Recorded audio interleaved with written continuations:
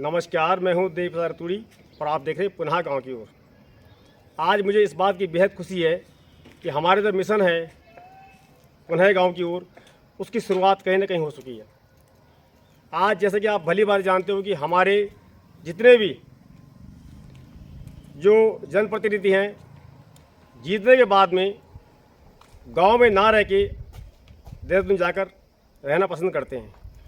उसी के उलट अगर हम बात करें तो टिहरी के लोकप्रिय विधायक किशोर उपाध्याय जी ने एक बात कही कि मैं टिहरी में रहकर काम करना चाहता हूं और टिहरी में आवाज़ दिया जाए, जिसकी स्वीकृति माननीय मुख्यमंत्री पुष्कर धामी जी दे चुके हैं। तो इस बात के लिए आज मैं तो अपने चैनल के नाम से, अपने सोच के नाम से बड़ा आज खुश हूँ कि कहीं ना कहीं शुरुआत हो चुकी है। तो चलिए अब हम सबसे पहले चलेंगे अपने लोकप्रिय विधायक के पास में।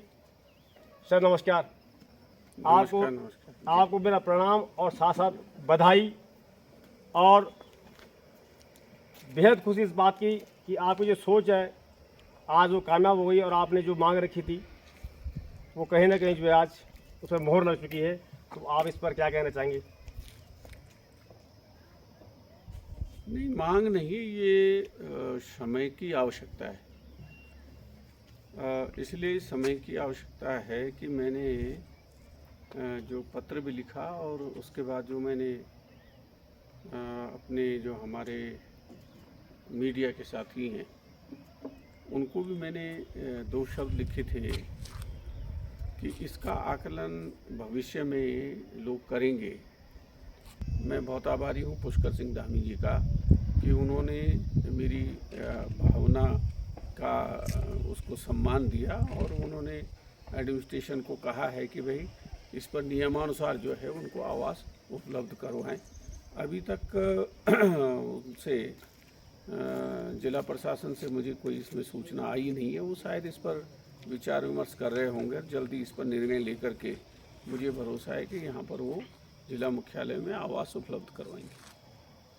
विधायक साहब, जैसे अभी आपने कहा कि समय की मांग को देखते हुए आपने ये मांग की है, ये बहुत बड़ी बात है और आपको हमें उम्मीद है कि अब मिल भी जाएगा, क्योंकि लगभग घोषणा हो चुकी है। अब ये है कि एक छोटा सा सवाल मैं आपसे करना चाहता हूँ। जैसे कि आपने कहा था कि यहाँ पर मेडिकल कॉलेज आपने खुलवाने की बात कही है, तो उसके लिए आप जगह का प्रयास कर रहे थे, तो क्या अभी तक उसके लिए कोई जगह आपको मिल पाई कहीं पर? नहीं, एक तो यहाँ 2-3 चीज़ों से बड़ी परेशानी है और वो मुझे उसमें बड़ी दिक्कत आ रही है।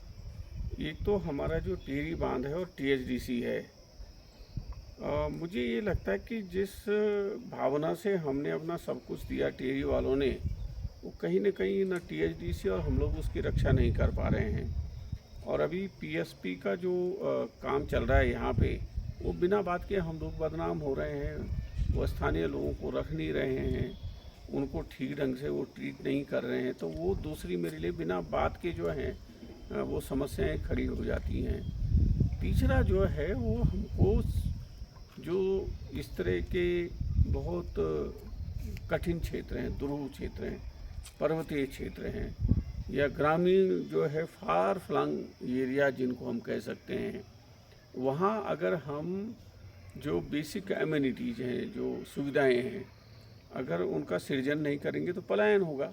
अब यहाँ जो है 2 चीज़ों की बड़ी समस्या है इतने सालों के बाद, हिंदुस्तान आज़ाद होने के बाद। और टिहरी का तो भगवान ही मालिक है, हम तो वैसे ही 2 साल बाद आज़ाद हुए हैं और वैसे भी लोग हमको जो है वो हर जगह जो है धकेलने का ही काम करते हैं।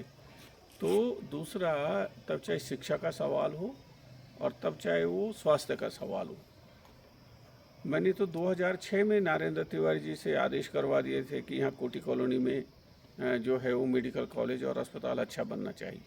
मैं यहाँ जिला अस्पताल लेकर के आया जो है नरेंद्र नगर से, और उस समय यहाँ सारे डॉक्टर होते थे। आज उसकी क्या स्थिति है आप देख रहे हैं।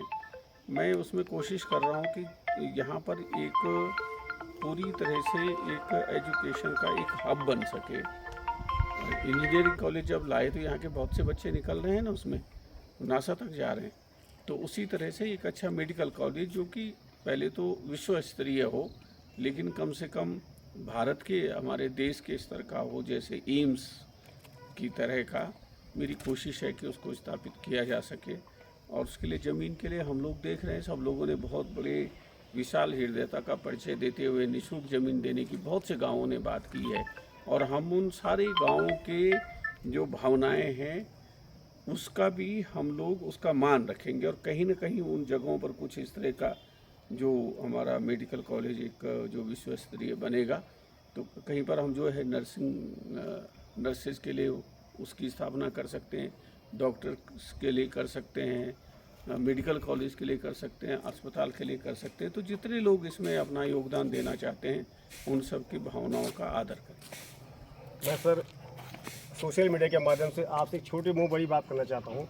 एक सवाल है मेरा बहुत बड़ा, जैसा कि आप नहीं जितने भी आज तक यहाँ पे संस्थान खुले हैं सबका ये कहना है, सरकार को ये कहना है कि यहाँ पे संस्थान खुले, आप जगह दो हम बनाते हैं। लेकिन अगर हम लोगों के पास में जगह होती तो क्या हम देते नहीं आपको? कहीं ना कहीं क्या आपको नहीं लगता कि कहीं ना कहीं सरकार को एक ऐसी पॉलिसी बनानी चाहिए कि जब करोड़ों रुपए खर्च कर सकते तो लाखों रुपए ज़मीन खरीदने पे वो खर्च कर सकती है? क्या ऐसी कोई पॉलिसी बन सकती है? इसके लिए कभी आप नहीं, वो तो है पॉलिसी, क्या वो तो है ही। ज़मीनें अगर सरकार उसका अधिग्रहण करती है तो उसका मुआवजा तो देती है ना।